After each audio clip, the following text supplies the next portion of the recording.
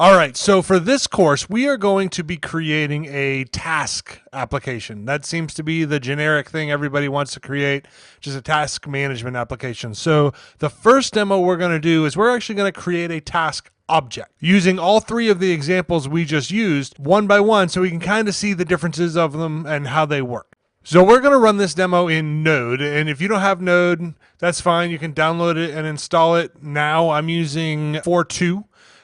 There's a 5.x version out right now, I'm sure. They're all pretty much the same for the purposes of what we're doing. So in this case, we've got a task.js, and we are going to create a task object. So var task equals open close curly braces. Now, a task should have a couple different parameters on it. So let's do task.title. We'll do task.description. And let's just leave it at that for right now. So if I do a CL, console.log on task.title, okay, using task.js, you can see we're spitting out my task. So I've got an object created, I've added things to that object, and I'm pulling things back out again. If I change this to my object.create, using object.prototype, you'll see we get the same result. Those are the two basic ways to create this. Now, what I can also do and put in here is a function. So I can do task.toString equals a function. And I can actually have that return this .title.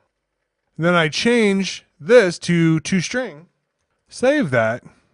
You see now I get my task. Now I could do my title, this .description, and now you see I get my task, my description. So here I've got an object. I've got two parameters. I've got a function, all encapsulated, all in one thing. And the this, in this case, refers back to my task object. So this always refers to the scope of where it's called. And in this case, it's inside object, my task object. So that's why I get title and description. Now, the last way we're gonna just show you real quick is the new object. Same thing, all same work. See, they just all are interchangeable for right now. And in a lot of cases, for what we're doing, you're just going to do curly braces. And I can actually add in here title and description right inside the curly braces. Title and description. Get rid of all that. If I run it, same thing. So that's creating an object and adding things to and pulling things from that object. Pretty straightforward. There's a good chance if you've been doing JavaScript for any length of time, you kind of know all this stuff already.